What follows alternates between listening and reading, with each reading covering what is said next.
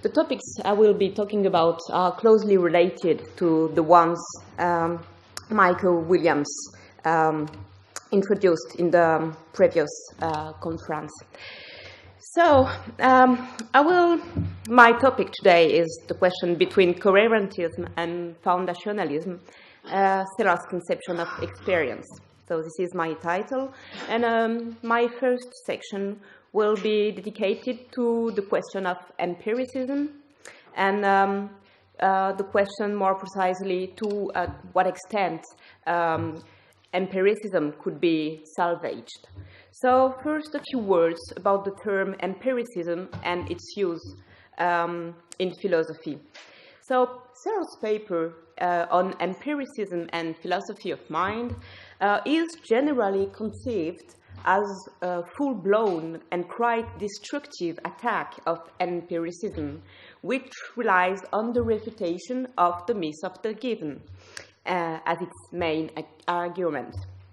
So I do not intend here to take sides on the issue, which, as you all know, has given rise to an intricate controversy opposing Robert Bandini and John McDowell of knowing whether Sellars absolutely rejects any form of empiricism, or if he is looking for a kind of revised empiricism, as McDowell calls it.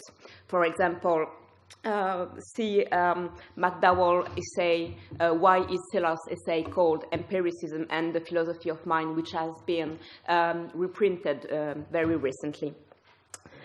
So in order to solve, I will not take position in this controversy, because I think that in order to solve properly this issue, it would be necessary to have a precise definition of what empiricism is, just as it would be necessary to have the relevant criteria to check whether a given stance qualifies our empiricist or not. Now, as Bas van Frassen underlines in the empirical stance, empiricism does not so much refer to a precise and specific philosophical position as it points toward a tradition identified by various 19th century historians of philosophy as empiricists, skeptical, as opposed to dogmatic rationalism, both traditions eventually finding some sort of ideal synthesis in Kant's transcendental idealism. So this way of reconstructing the history of philosophy is still with us today, but it's not difficult to acknowledge its somewhat crude and inaccurate character. Once Sellars published Empiricism and Philosophy of Mind, several serious criticisms had already been made against classical empiricism by philosophers as diverse as Reichenbach, Feyerabend, or Quine.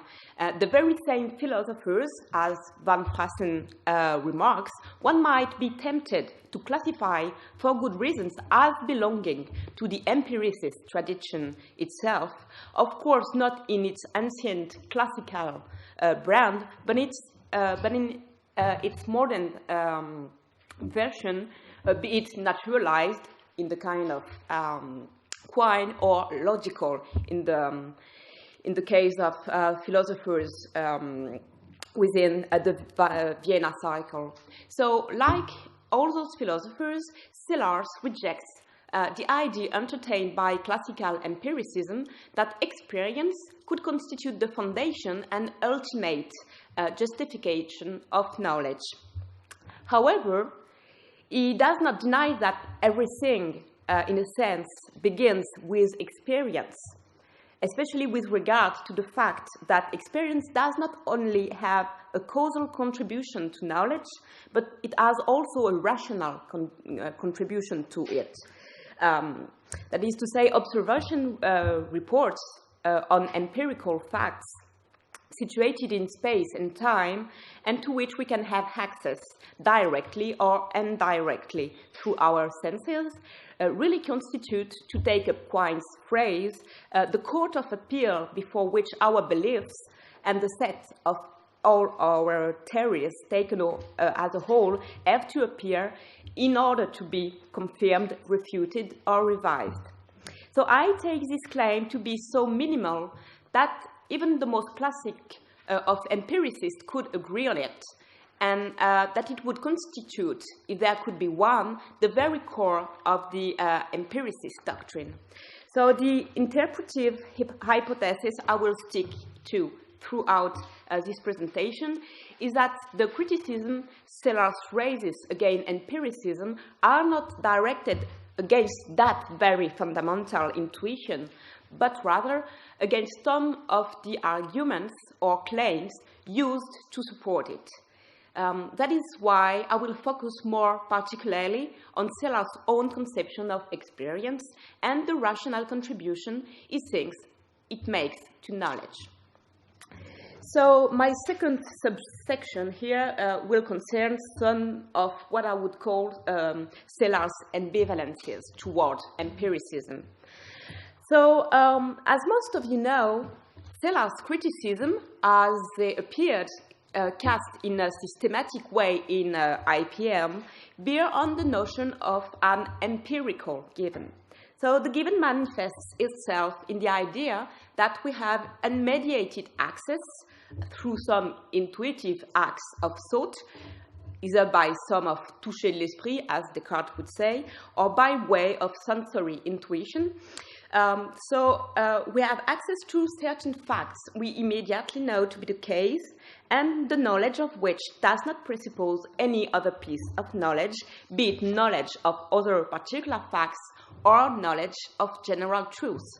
So, in other words, the given is self-justified. So I quote Wilfrid Sellars here.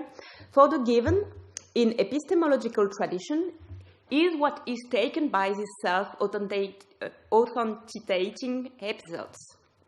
These takings are, so to speak, the unmoved movers of empirical knowledge, the knowings in presence which are presupposed by all other knowledge, both the knowledge of general truths and the knowledge in absence of other particular matters of fact.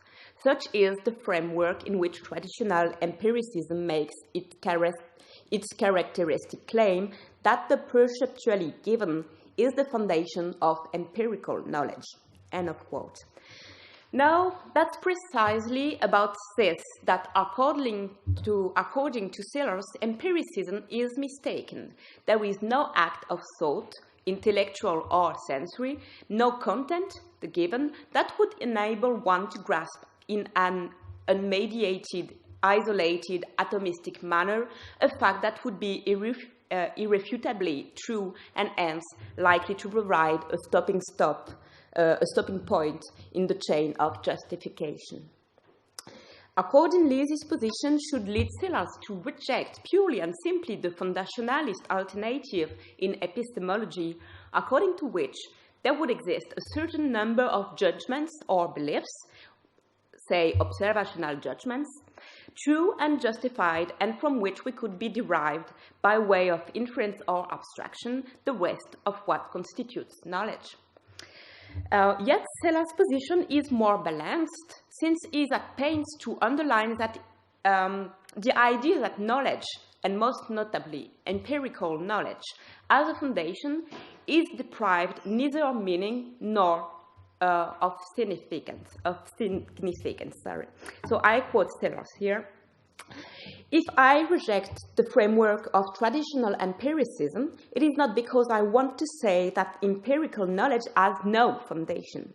For to put it this way is to suggest that it is really empirical knowledge so-called, and to put it in a box with rumors and hoaxes. And a little later, Sellars claims, I quote, there is clearly some point to the picture of human knowledge as resting on a level of propositions, observation reports, which do not rest on other propositions in the same way as other propositions rest on them. End of quote. So why does Sellars make this kind of concession to epistemological fondationalism? In what sense would observation reports have a status that would distinguish them from other beliefs we entertain. As I have already suggested, for Sellars, it is indeed the case that there exists a rational contribution of experience to knowledge and primarily to empirical knowledge, because without it we would simply be unable to distinguish between true and false statements, between those that are likely and those that are highly unlikely. So giving up the idea of finding a foundation to empirical knowledge amounts to living illusion of skepticism, a clear field, not to speak of the delusions of metaphysics against which Hume has warned us. So Sellars is a convinced scientific realist who does not hesitate to claim that, in the order of description and explanation, science is the measure of all things. No doubt such a position could not be defended if one is not able to invoke reasons for considering that scientific statements have some sort of foundation in the very nature of things themselves, outside and independently of us.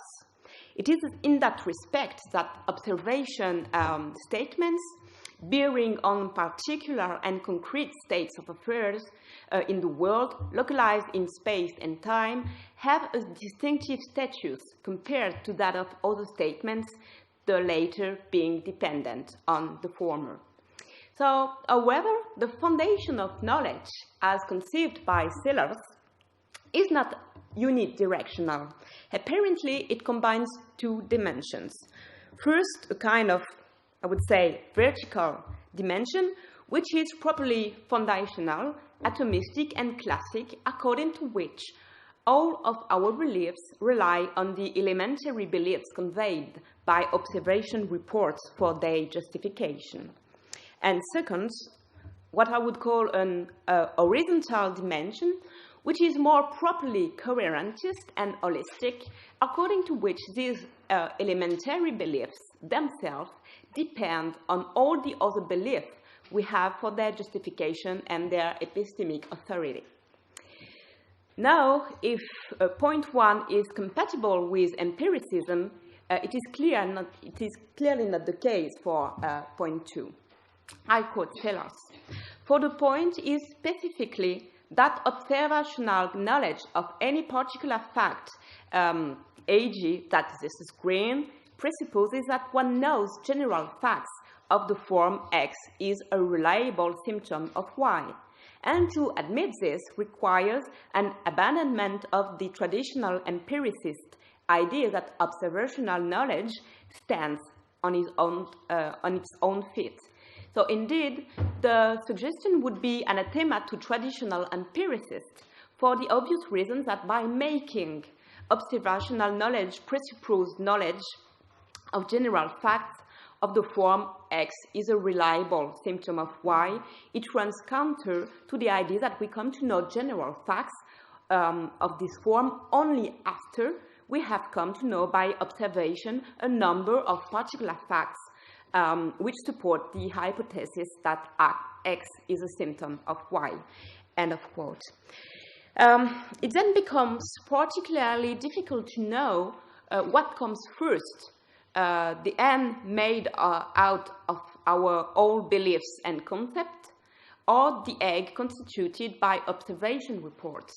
If observational beliefs depend on more general beliefs, which themselves in turn depend on observational beliefs, the explanation is altogether circular, and knowledge simply has no foundation. Observation reports have no specific status compared to the other beliefs with which they have or entertain some inferential links. So if Sellars were happy with such a position, how come would he stress the idea that the notion of foundation of empirical knowledge may be meaningful? Furthermore, how come would he argue that there exists a distinction between the vertical and the horizontal dimensions of justification? For Sellars adds a few lines after the extract I've just quoted. So Sellars, do wish to insist that the metaphor of foundation is misleading in that it keeps us from seeing that there is a logical dimension in which other empirical propositions rest on observation reports. There is another logical dimension in which the latter rests on the former. End of quote. So, consequently, a strictly coherentist reading of Sellars would be, just as it is the case with a strictly fondationalist reading, inaccurate. The logical links that unite, on the one hand, observation reports and empirical propositions, and on the other hand, empirical propositions, as well as all our beliefs and bits of knowledge, and observation reports are not the same. That is why, in principle, there is no circularity in Sellars' account. However, in practice, it is very difficult to ascribe a clear meaning to that distinction. For it is indeed the case that the logical links that unite empirical propositions to observation reports are links that belong to the order of reasons, and are the only ones that, according to Sellars, can give these observation reports a kind of extrinsic manner, some sort of epistemic authority. By enabling us to situate observation reports in the logical space of reasons, to justify and be able to justify what is being said, all our bits of knowledge and all other concepts, enable us to characterize adequately the episodes or mental states that correspond to them as genuine bits of knowledge. Now, exactly are to be conceived the logical links through which these very same observation reports serve as foundation for our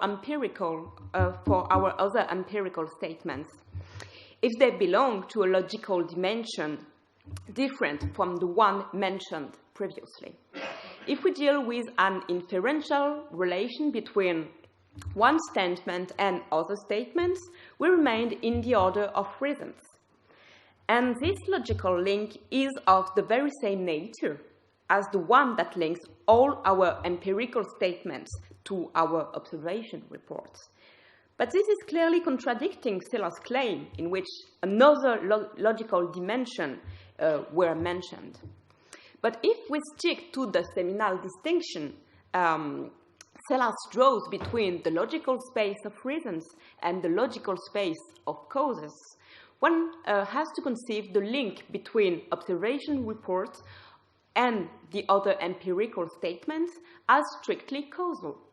In other words, experience would only have the function of providing the causal origin of our beliefs in the world outside of us, and would therefore be epistemologically inert, because to have a causal origin in experience can in no way be equated with having a rational foundation within experience. That's exactly the import of Sellars' criticism of the myth of the given. But then it is difficult to see how our observation reports could serve as foundations in whatever sense it may be for our other statements, and how they could constitute a level of propositions on which other propositions could rest. Accordingly, we would be forced to give up fondationalists, with the risk of becoming unable to find a foundation for empirical knowledge and science. As noted by Bill de Vries and Tim Triplett, one would like to hear more from Sellars about the special role of observation reports, and more undoubtedly could be said. It is unfortunate that it does not, for in the detailed filling out of this picture, Sellars could give us a clearer sense of where, on the continuum between fondationalist and coherentist theories, his own account is to be placed. So the question of knowing what role observation reports are to be given leads back to the question of knowing what role exactly is to be ascribed, according to Sellars, to experience in the constitution and growth of knowledge. Now, it seems clear to me that this role is not fundamentally different from the one ascribed to it by empiricists in general. At the very end of the section of empiricism and philosophy of mind dedicated to the question of knowing whether empirical knowledge has a foundation, Sellars indeed stresses the fact that, I quote, above all, the fundationalist picture is misleading because of its static character. For empirical knowledge, like its sophisticated extension, science, is rational, not because it has foundation, but because it is a self-correcting enterprise which can put any claim in jeopardy, though not all at once. So even if one grants Sellars that the fundationalist series is mistaken when it claims that the rationality of empirical knowledge and science only depends on the existence of a fixed foundation, it is clear that experience plays a role in the self-correcting enterprise science and empirical knowledge are all about. For it is difficult to see what would motivate the conceptual change the revision of our beliefs results in, if it's not the pressure exerted by experience. For instance, Otto Neurath suggests that a non-fundationalist solution to the problem of knowledge and is willing to account for the revision of our beliefs without, nevertheless, disowning his commitment to epistemological empiricism. Accordingly, it seems to me that Sellars would grant empiricism the idea that experience is our main authority and guide in matters epistemic. It is indeed experience that, in last resort, has the final word with regard to the validity of our concepts or theories. We may ascertain otherwise. It is experience that, in last resort, are the final word with regard to the validity of our concept or theories about the world.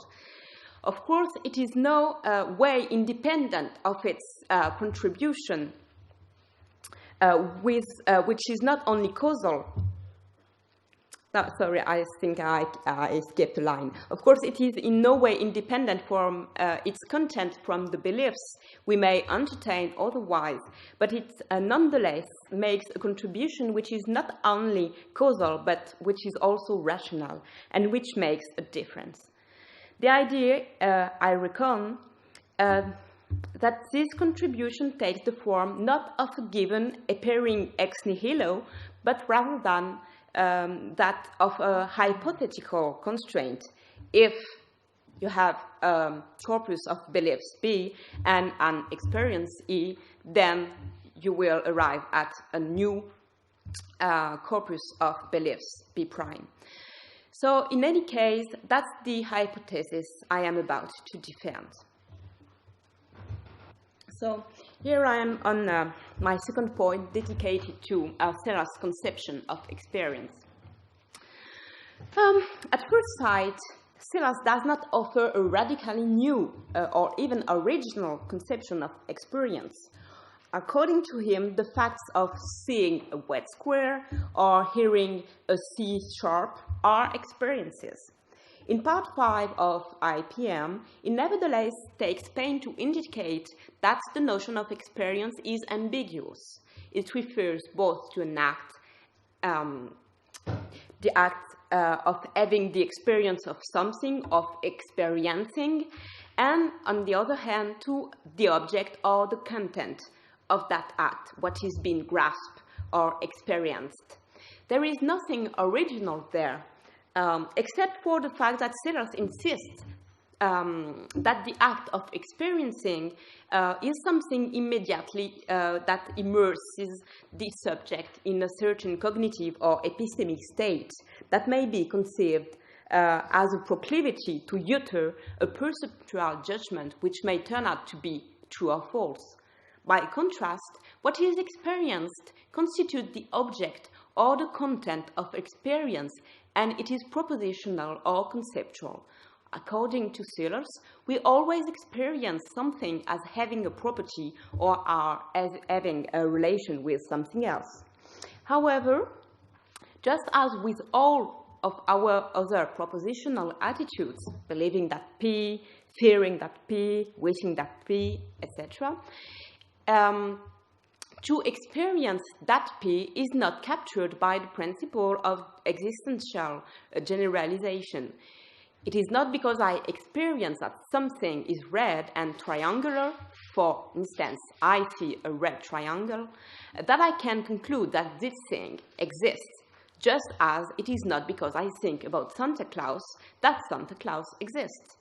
For it might be indeed the case that light has been altered or that I happen to be a brain in a vat. In that case, there is no such thing as red triangular that I could experience. Yet, is there nothing common to experiences where, one, I see a red triangle, and two, I have the illusion that a red triangle is in front of me? Since in one case there is indeed a red triangle, whereas it is not the case in the second case. To give this intuition of meaning, empiricists were led at the beginning of the 20th century, and most notably Bertrand Russell, to postulate the existence of mediations between our thought and our faculty of experiencing and the physical world, namely sense data or non-physical sensory data. Sensory experience would therefore be only on complex sets of sense data, and what we call the object of the external world would be merely such kind of complex sets. Accordingly, it seems that two things are needed to be taken in account if one really wants to define clearly what a genuine experience is as opposed to hallucination or illusion. On the one hand, the fact that experience is as opposed to hallucination. On the one hand, the fact that experience has a propositional content, and on the other hand, the fact that it does have a descriptive content. So consider the following three situations. A, saying that X over there is red. B, it's looking to one that X over there is red. And C, it's looking to one as though there were a red object over there. These three cases correspond to experiences that indeed seems to have something in common. The propositional content, it asks the fact that in each case the act of experiencing bears on the fact that X over there is red. The difference between those three experiences is a difference in attitude or epistemic commitment toward these contents. Whereas in case A, we endorse the existence of something red over there. In case B, we only endorse the existence of the object, but not of the existence of the property, its property of being red. And in case C, we endorse neither the existence of the object nor that of the property it is ascribed. But there is something more to experience, be genuine or not, that a certain propositional attitude and the propositional content it bears on. And this remainder has to do with the strictly phenomenal, qualitative, and non-conceptual aspect of experience. That's what Sellars calls the descriptive content of experience, which corresponds, according to him, to the alleged immediate sensory data dear to empiricists, what philosophers have in mind when they speak of visual impressions or immediate visual experiences. I quote Sellars. We have already noted that sense datum theorists are impressed by the question, how can a physical object look red to S unless something in that situation is red, and S is taking account of it? If S is not experiencing something red, how does it happen that the physical object looks red rather than green or streaky? There is, I propose to show something to this line of thought, though the story turns out to be a complicated one. Then it is not the existence of such phenomenal content that is problematic for Sellars, but rather the epistemic authority it is granted by empiricists such as Russell or Kizom. According to them, they are mental objects that are immediately accessible to consciousness, the grasping of which would provide an absolutely certain foundation to our perceptual beliefs. Yet it is quite difficult to identify the ontological status of such mental acts, which remain private and inaccessible except for the conscious subject who entertained them. As you all know, the complicated story Sellars refers to in this paragraph is that of the reconstruction of the content of our sensory impressions in terms of natural and empirical describable properties. This reconstruction leads to the acceptance of the highly controversial notion of sensa, understood as subjective properties conceived in analogy to the properties we ascribe to physical objects. The intrinsically homogeneous character of which requires, in fine, the abandonment of the particularist ontology of science in favor of a continuous ontology made out of absolute process. So, undoubtedly, it would be appropriate to go deeper in this last respect, but it would take us away from our topic. In any case, the previous development is enough to question Anil Gupta's somewhat harsh criticism of Sellarsian theory of experience, according to which Sellars' account of experience does not fit with the phenomenology of experience. For Sellars, experience includes both conceptual, propositional content and non-conceptual and descriptive content. But in the former, if the former has some sort of epistemic authority, it's precisely because it is not given. It presupposes the mastery of a whole of set of concepts and the mastery of language.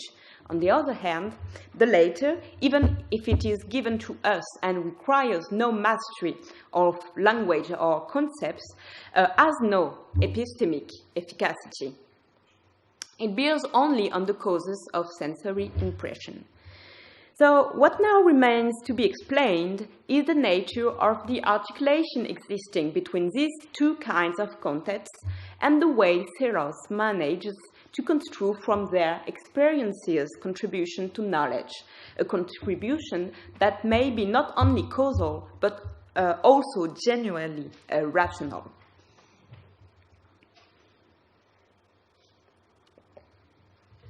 And to explain that, I will have to talk about the relation between experience and truth. So Sellars' conception of experience, as introduced previously, is a theory of a dual content of experience, propositional content and descriptive content, a theory of dual content which attempts to combine the merits of internalism.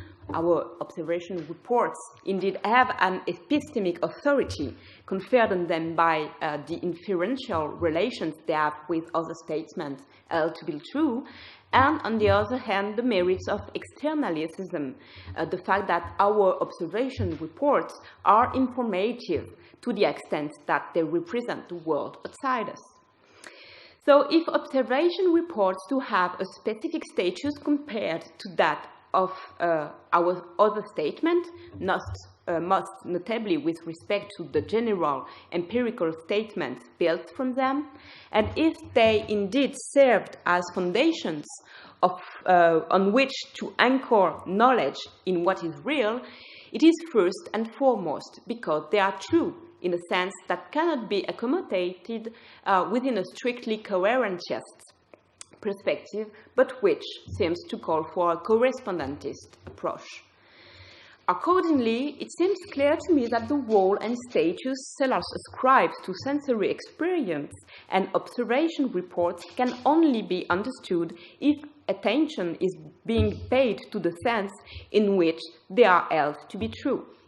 This inquiry will also enable me to question the hasty parallel drawn by John McDowell in Mind and World between Sellars and Davidson. So Sellars' conception of truth, as Michael Williams underlined, is both complex and subtle. It combines coherentist, correspondentist, and pragmatist elements. First, the general framework in which it is elaborated is clearly coherentist. I quote Science and Metaphysique here. For a proposition to be true, it is for it to be assertable, where this means not capable of being asserted, which it must be to be a proposition at all, but correctly assertable. Assertable, that is, in accordance with the relevant semantic rules and on the basis of such additional, though unspecified, information as the rules may require. True, then, means semantically assertable, as assertable, and the varieties of truth correspond to the relevant varieties of semantical rule. As is well known, Sellars states it that one can distinguish between three kinds, and not three kings, as I've written, three kinds of linguistic behavior governed by rules.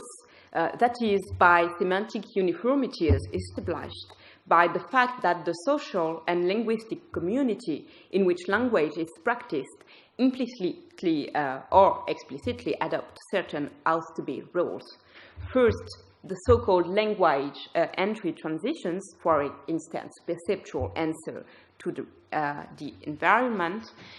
Second, intralinguistic transitions, for instance, inferences.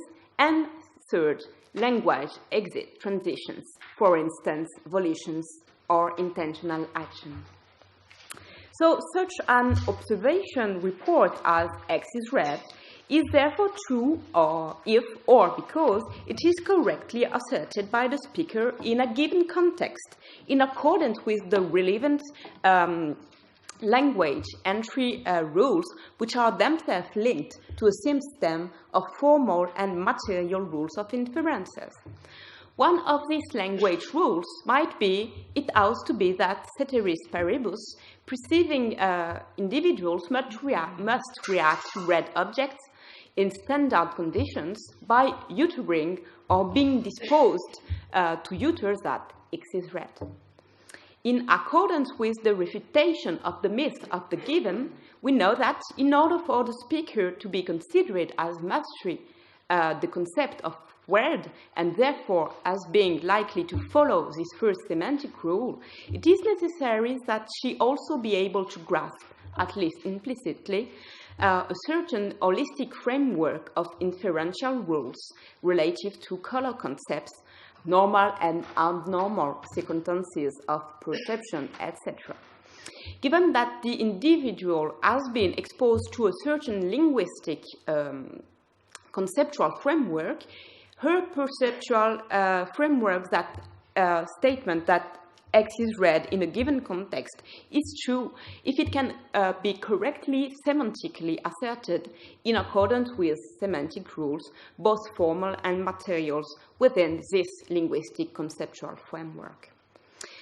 So for Sellars, it is the variety of contexts, and therefore of semantic rules, that explains the variety of truth. In particular, we can distinguish between, I quote Sellars, the case of logical and mathematical proposition where assertability means provability, from the case of what Sellars calls matters of factual propositions. So although terminology differs here from that of IPM, factual propositions referred to by Sellars are equivalent to observation reports mentioned previously. However, unlike mathematical propositions, factual propositions might be more or less, or true, more or less true, sorry. I quote Sellars in Science and Metaphysics. There is a sense in which it is correct to say that truth does not admit of degrees. A statement in our conceptual structure is either as assertable or it is not.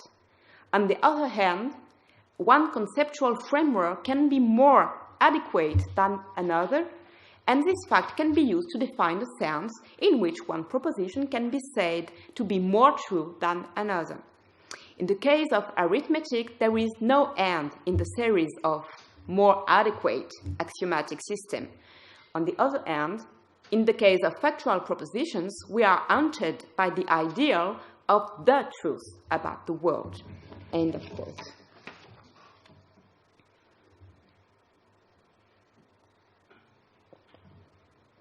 So in the light of this text, it seems to me clear that Sellars grants fondationalism a striking point, notwithstanding the coherentist flavor conveyed by his definition of truth as assertability. To grasp this, let us compare the previous quote of Sellars to what Davidson claims in his paper, A Coherent Theory of Truth and Knowledge. I quote Davidson. I now suggest giving up the distinction between observation sentences and the rest.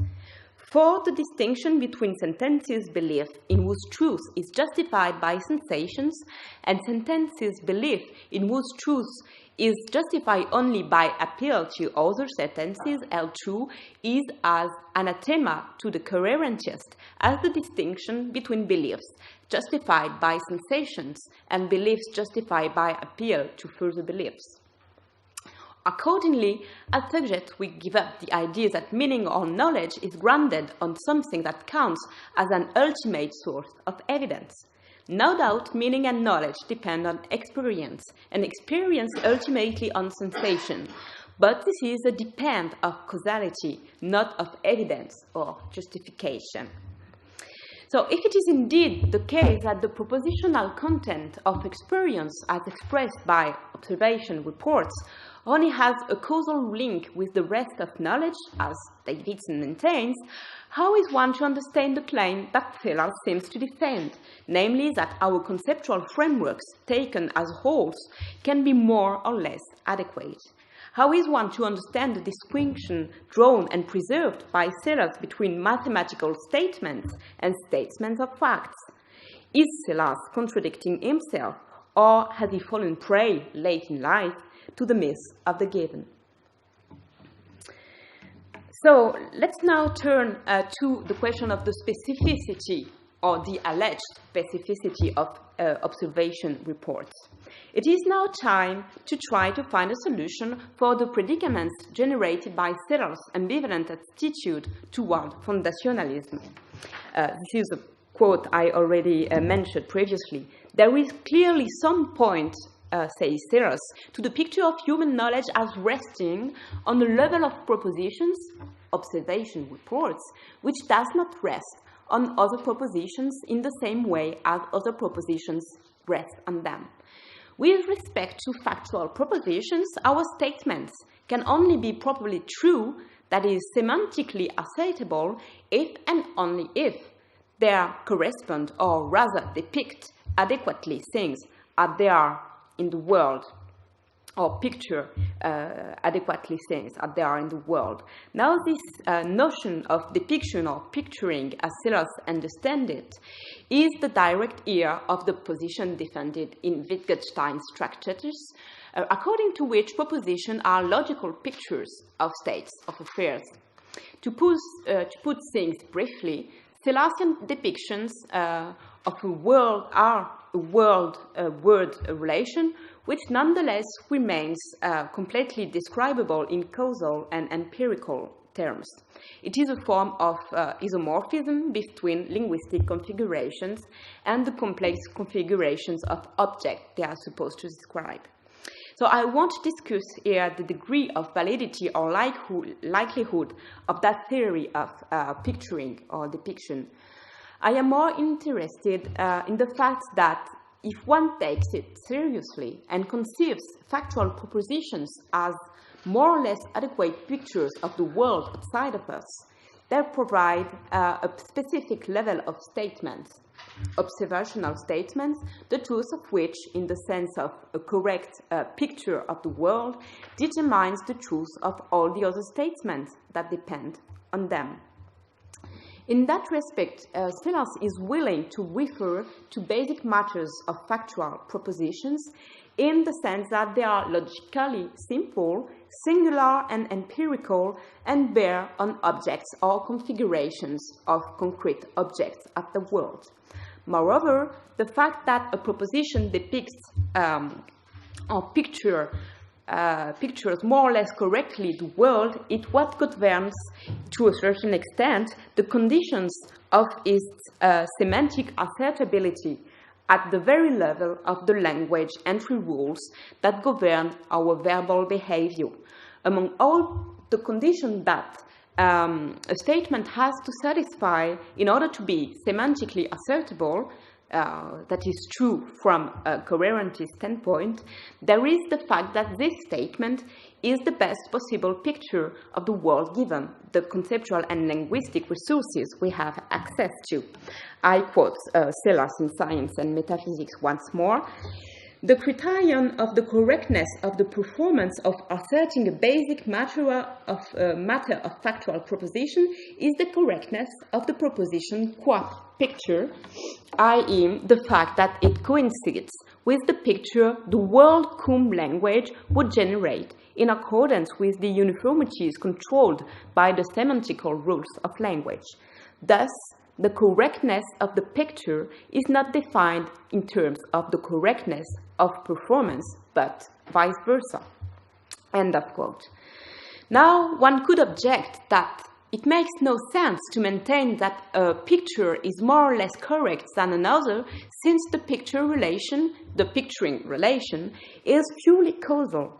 Indeed, if one sticks to that point of view, the very fact that there exists an isomorphism between our factual propositions and the object of the world is not enough to grant the former epistemic authority.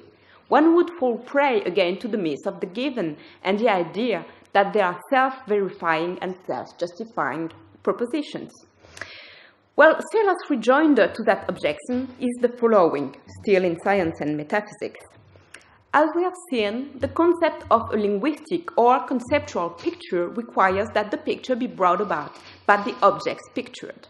And while bringing about of linguistic pictured could be mechanical, thus in the case of sophisticated robots, in thinking of pictures as correct or incorrect, we are thinking of the uniformities involved as directly or indirectly subject to rules of criticism. End of quote. So, indeed, we are not robots, mapping our environment in accordance with a projection program fixed once and for all, the very way advocates of the myth of the given picture the way we act. Unlike robots, we are able to elaborate the method of projection through which we carry out our depictions or pictures of the world.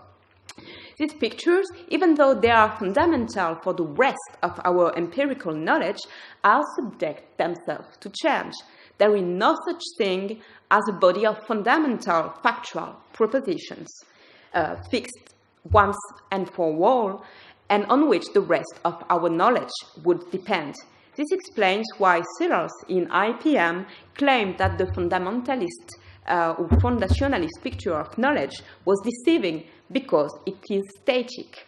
Our scientific theories follow one another, and with them the kind of experience or factual statements which are to be fundamental also change.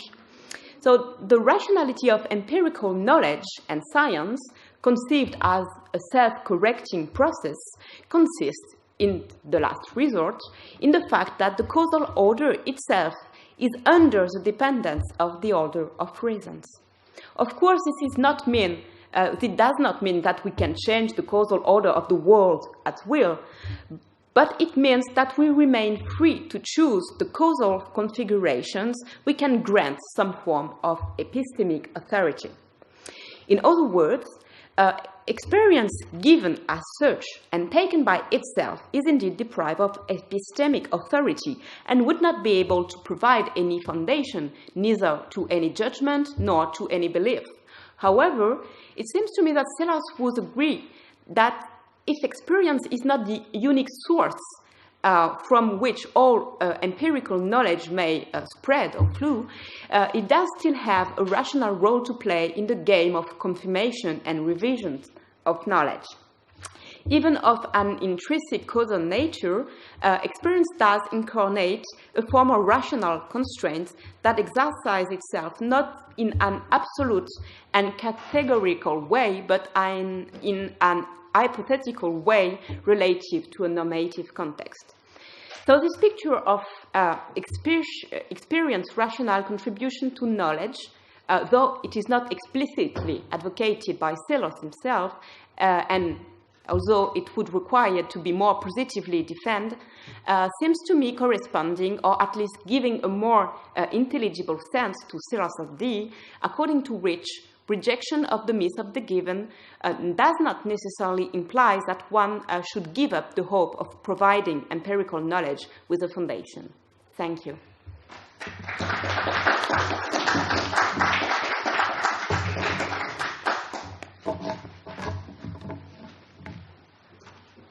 No, the floor is open to questions. Please, no, please.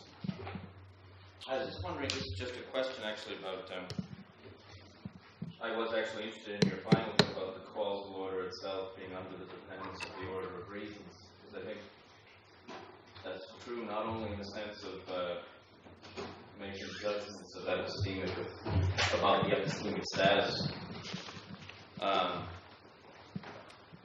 of various isomorphic observation judgments, but even what the patterns of response are. The isomorphism is generated by the order of reasons in the sense that it's the normative practices of inference and response that actually generate the sorts of rules governing our linguistic responses that make them pictures of the world. So that there's a very strong sense in which the causal order of picturing is strictly constrained by the rule-governed practices. So that was, it could be a question, but I think that doesn't disagree with anything. No. And then I was just curious about, since I don't know Gupta's view very well, but when you had said the hypothetical sense, it was on your page 5 that the idea you reckon that the contribution makes is the hypothetical constraint. If beliefs B and experience E, then beliefs B prime. Doesn't Gupta have a... Yeah, that's what I had in mind, but contrary to Gupta's, I don't think that we have to give up the idea of a propositional content in experience, but the idea of thinking about experience as of the rational constraint of experience as parallel to the rational constraint of an hypothetical implication is the thesis which is advocated by Gupta in experience and knowledge. So you're right. This is one idea which I find fruitful, but I'm not ready to follow Gupta's in his rejection of any metaphysic in commitments linked to the theory of experience, because the way he is trying to explain the rational contribution of experience is to conceive it not under the category of object or concept, but under the logical classification of function. But I don't see how, when you conceive the rational role or contribution of experience under the category of function, I don't see how you can give it a substantial role. So this is why I think it's a good suggestion, and it's promising, it's interesting, but as Gupta's developed it, as far as I know, maybe I should take more time to think about it, but as Gupta's advocates it, it's not sufficient. It's very formal, And I don't know whether it is unfortunately or fortunately. I'm not sure that we can avoid any metaphysical commitment when we talk about epistemology, which is what Anil Gupta is after. Separate completely epistemology from metaphysics. So you recognize. The worry that when I briefly read the Gupta was if experience E is a causal antecedent of the forming of the relevant belief B, then it looks like we need an account of experience E, which is too detached from the conceptual component for a Sellarsian to be happy. Yeah, absolutely.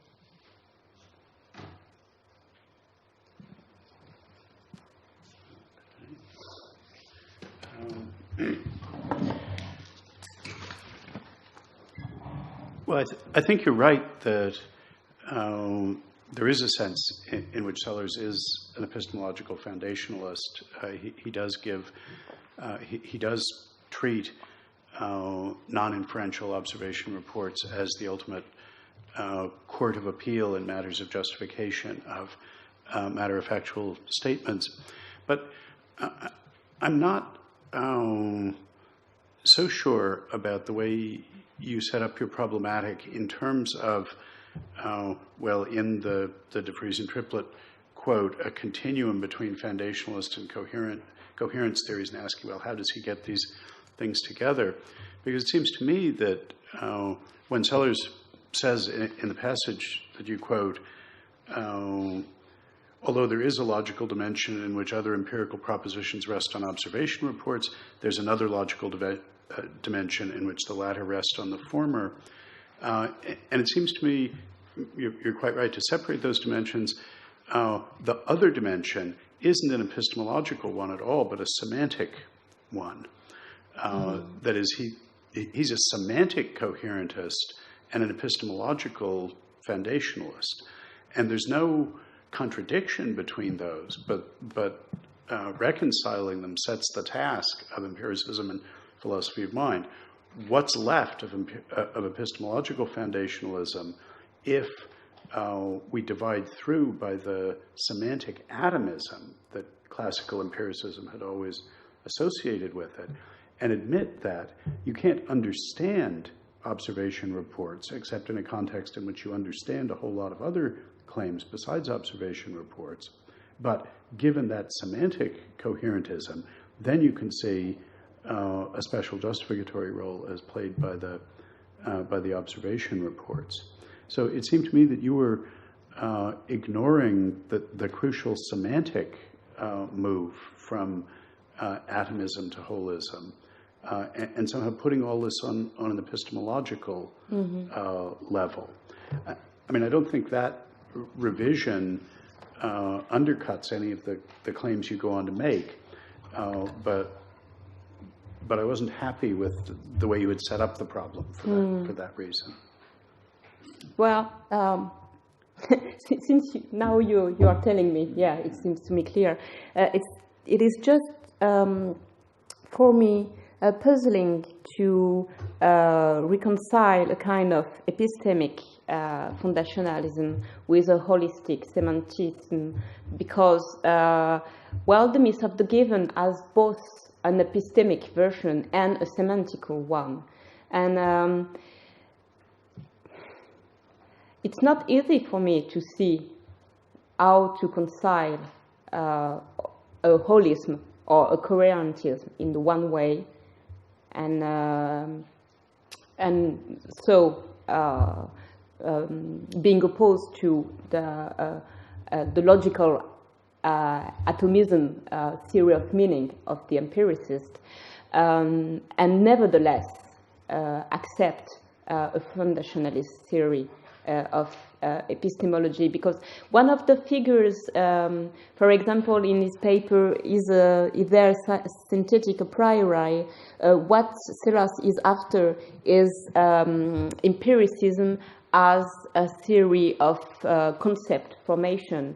So where would you, if you want to, and I think you're right, but I would be Now I ask you the question.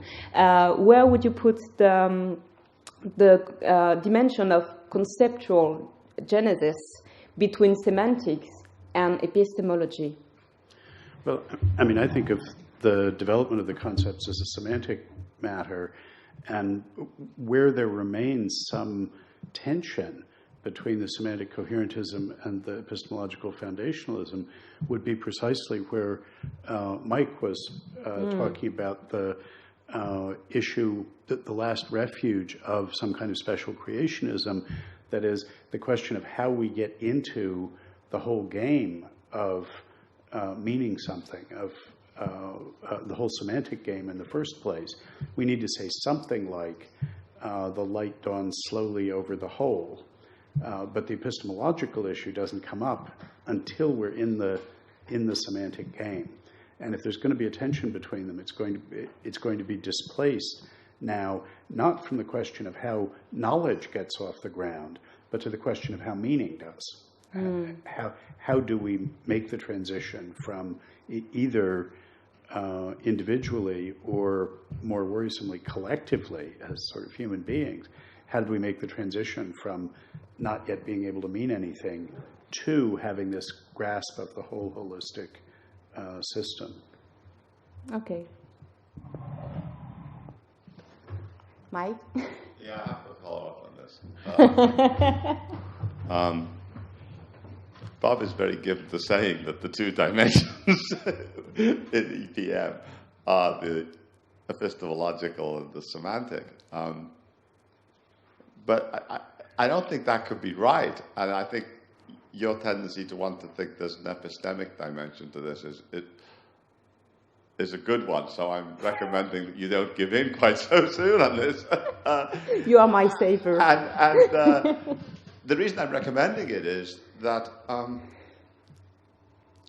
a lot of Sellars' semantic rules are themselves epistemic, after all. I mean, semantic rules are the rules of the game of giving and asking for reasons. That's what they are. And so, I mean, I don't think one gets out of the problem just by relabeling the two dimensions, epistemic and semantic. And it seems to me, and we talked about this at your examination, that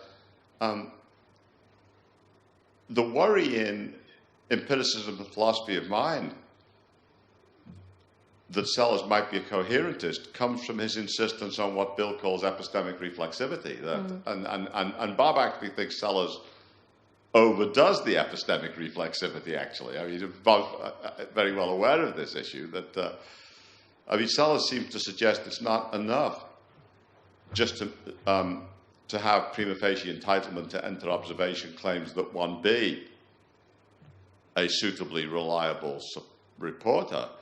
He seems to insist that you actually know about your own reliability, and then the worry is whether that's an authorizing condition itself on having the entitlement to make the individual observation reports. If it is, it looks as if this general reliability knowledge authorizes the individual performances, which themselves then justify the reliability knowledge. And as Jim said, Sellars recognizes what might be a genetic problem there, but doesn't seem to realize the problem isn't genetic. It's the problem of the internal structure of the game of giving and asking for reasons, as Sellars has now depicted it, given the emphasis on epistemic reflexivity. I mean, it looks coherentist, and it does seem to me that Sellars was bothered by that, and in later papers he gives another account of what the two dimensions are, and it's not the semantic and the epistemic. He says that, in more on givenness and explanatory coherence, he says we have to distinguish between an explanation of why these observation judgments are likely to be true, and the question of what would, as it were, justify that explanation. So he does think that we need to have some background theory of our own reliability. But then he says, however, the reason, he seems to say, the reason And it's true that that background theory is itself then tested against the particular observation judgments, but there's no circularity there because the very judgments that we explain and in that limited way justify in terms of this background theory can lead us to modify the background theory that explained and in that limited way. So the circularity is not vicious, if you like. I mean, just because we need some background theory of reliability, in addition to our reporting dispositions, there's no bad circularity because we can modify that theory of our own reliability via the very sorts of reporting dispositions that it talks about. I mean, so... And then that connects with his saying at the end of Section 8 of Empiricism Philosophy of Mind that what's wrong with both classical foundationalism and coherence theories is that they're static or time-slice pictures of justification, and they miss the fact that it's dynamic. And that when you realize that our view evolves over time, so the theory in a way explains the reliability, but then those very judgments themselves can correct the theory, which then might lead us to correct our views about what we're reliable about, and this goes on and on and on and on and on. There's actually no vicious circularity when you recognize the dynamic view. So that's what I would say his view is. It's actually a bit more complicated than just segregating the two dimensions and calling them one epistemic and the other semantic. They're both in a funny way semantic, but they're different aspects of the epistemic. I mean, at the same time. I mean, anyway, that's... Well, I mean, my complaint about your story, as about Sellars, is precisely that it is more complicated. I think Sellars was running together, particularly in EPM, a bunch of considerations that are perfectly straightforwardly separable. And I'm more concerned to separate them than I am to contest the epistemic reflexivity, which is one of the complicating factors here. But look, you do contest that, I do, but I mean, let me separate out what I think is the simple issue. We say people thought that observation reports were non-inferential. And they say, okay, these are non-inferential things. And there's a sense in which that was right and a sense in which it was wrong. And Sellars' first move is to distinguish those two senses. So the sense in which they are non-inferential is that we do not come to endorse an observation report as the result of a process of inference. So that's a fact about the actual genealogy of or etiology of the report. But because there was that sense in which they were non-inferential, people slid to thinking they were non-inferential in the sense that the content that they had didn't depend on inferential connections to other contents. That's the semantic atomism, the idea that you could grasp just this content or make just this content intelligible without thinking about its inferential relations to others. In that sense of non-inferential, the notion of a non-inferential concept is an oxymoron. It doesn't make sense to think about any conceptual content as being non-inferential in that sense. Now, that's a semantic point about the nature of the contents. No non-inferential conceptual contents in that semantic sense. That's entirely compatible with there being epistemically non-inferential, that is, commitments to those contents that are arrived at non-inferentially. Now, that's the fundamental point that Sellars needs for the critique of the myth of the given. That's why you can't have givenness, is because of that semantic sense in which the notion of non-inferential conceptual contents doesn't make any sense. Now, Sellars immediately runs this together with controversial epistemological claims, like the kind of epistemological reflexivity that you're talking about, and which, as a matter of fact, I would contest as well.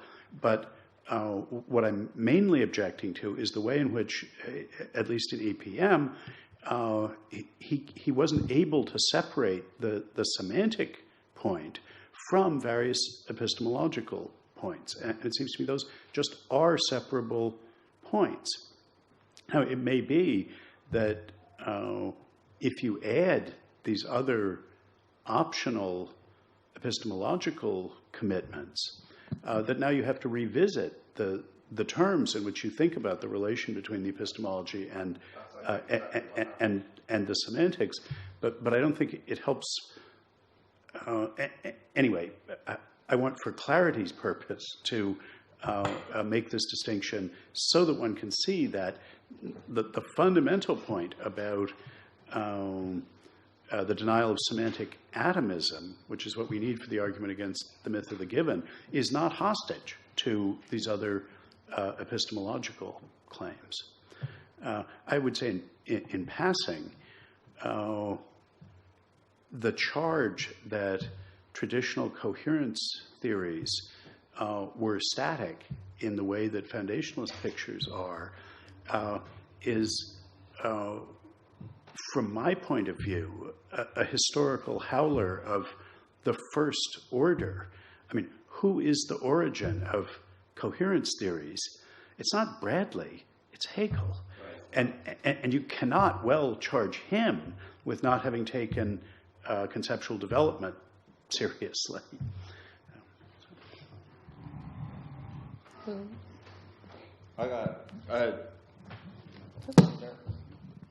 No, go on, Anna.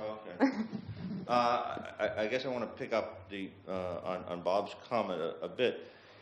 Bob went from non-inferentialism, or the denial that observation points are inferential, to their not having inferential connections in their content. But there's another part of the, what we say, the negative aspect in Sellars' critique of foundationalism that I think you just glossed over, namely that there was also a standard inference from there being non-inferential to there therefore not having any inferential justification. To heck with the content. The content might still be thought of as experiential, but they're supposed to be non-inferentially justified, and that was quickly usually converted into self-justifying.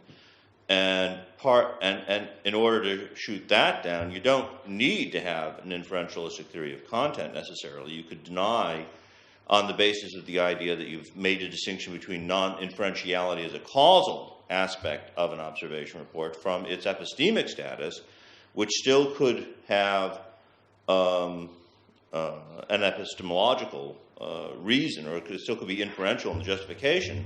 So he's still, I mean, that nice divide that you'd like for clarity's purposes between the semantic and the epistemic doesn't come that quickly, because you got that non-inferential, the claim that non-inferentiality means ultimately self-justification, and that's a clearly epistemic, not a semantic conception.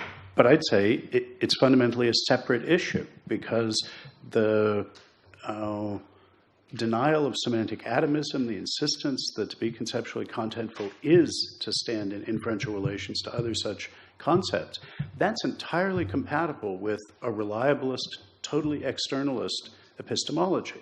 That is, you can say, look, what makes something that is causally the product of exercising a reliable differential responsive disposition rather than a process of inference, what makes that justified when it is justified is just the fact, regardless of who knows about that fact, of its being the output of a reliable process, the exercise of a reliable disposition. Now, that's not Sellars' view. Sellars has an internalist view, but the fact that the semantic point that would infirm and does infirm the myth of the given is already compatible with a purely externalist, reliabilist epistemology. It's logically simply independent of the kind of internalist epistemology that leads him to talk about your needing to be able to justify it for it to have a positive justificatory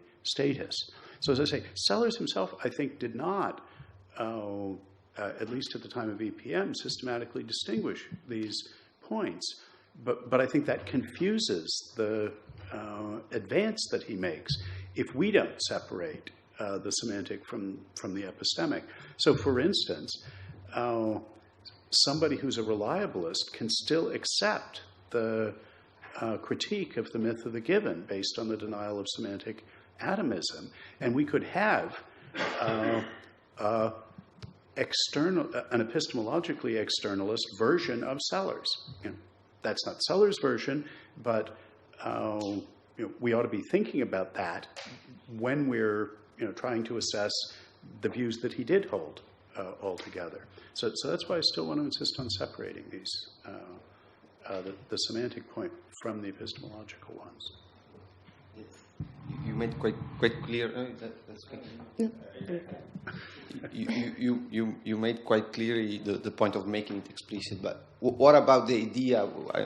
I agree with Michael Williams, because what about the idea that the epistemic principle are part of the semantic content? Because if your idea is that you have an assertion and there is a whole of other conceptual content linked to it. And what about the idea that in that whole there are the very epistemic principle you are citing, for example, reliability, and that's it makes a contribution to the semantic content.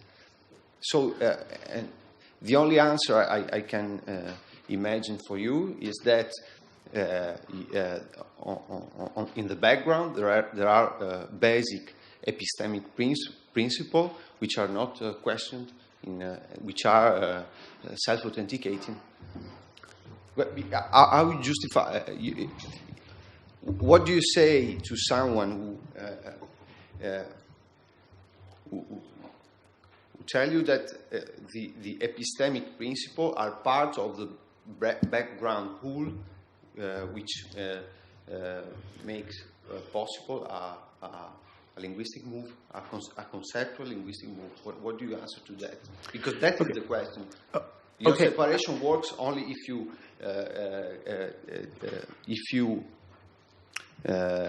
take out the epistemic principle from the background whole. That's the basic condition. I mean, I think there's a sense in which it's true that epistemic relations are part of the semantics. That's why I'd like to use a neutral term like inference and talk about inferential connections. Classical epistemology, and even in Sellars, takes the semantics for granted. We say, look, here are the conceptual contents. Now, given those contents, what justificatory relations do they stand into one another?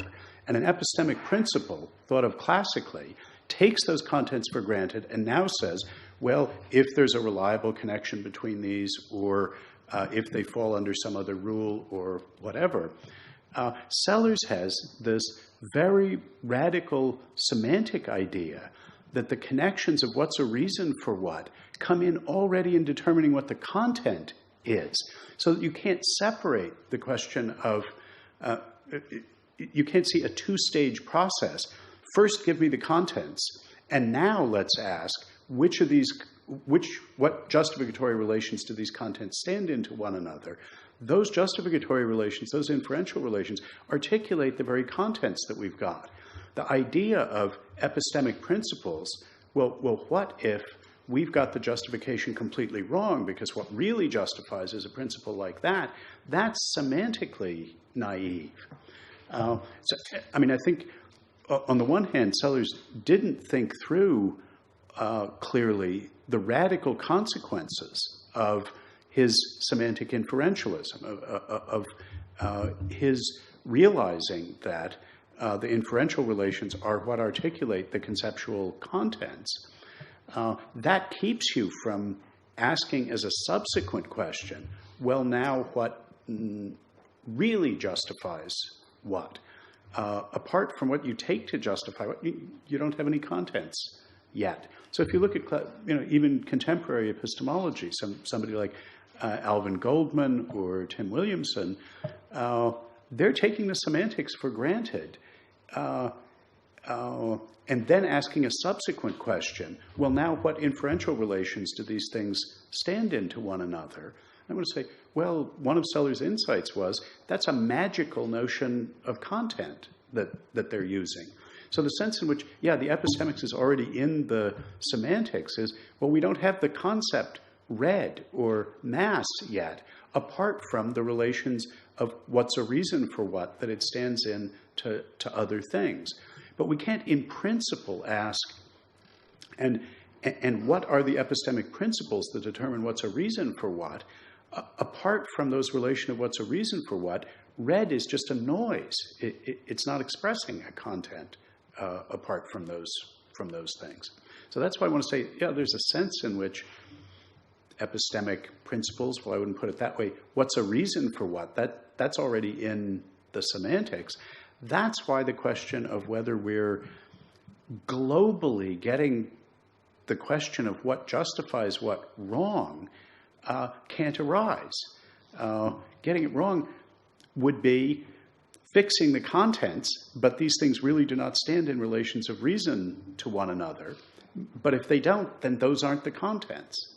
What about thinking of that? That's what I had in mind. It's a kind of transcendental argument for saying that our basic presupposition, which allow us to play the game of reason, are self-authenticating with a transcendental argument. But what are those basic presuppositions? I mean, we make the words mean what they mean by taking the assertion of some of them to be reasons for others. There's no underlying principle to that. We could have used the word red or the word horse. To those noises could have been associated with any kind of concepts. It's just that it's that net of treating what's expressed by one noise as a reason for what's expressed by another that lets us express any concepts and make any claims about the world at all. So, yeah, we can't be fundamentally out of touch with the way things are because this whole network has to fit onto the world. But that's not precisely to say that there are any self-authenticating epistemic principles, because there's no principles that stand behind those.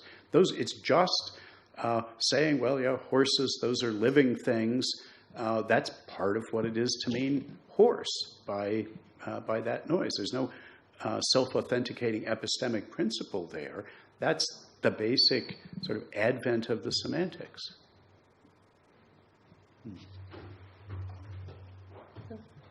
I think we should stop now.